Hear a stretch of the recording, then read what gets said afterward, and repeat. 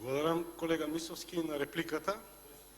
Но можам слободно да кажам и целата македонска јавност ќе се согласи со мене дека предлог буџетот за 2020 година, кој што треба да биде изгласан денес во 18 часот, е последен обид на аболицираниот криминалец Зоран Заев да се спаси. Последен обид. Нема повеќе шанси. Овој буџет е проектиран до 12 април, како што и претходно споменав. Ако можете да ги излажате граѓаните, во ред. Ако не, ќе се спасувате на каде можете. А за чистиот воздух, вие проценивте дека 100% ќе го изчистите. Ги излажавте граѓаните. Одевте во Берово, во Пехчево и ветувавте на граѓаните чист воздух.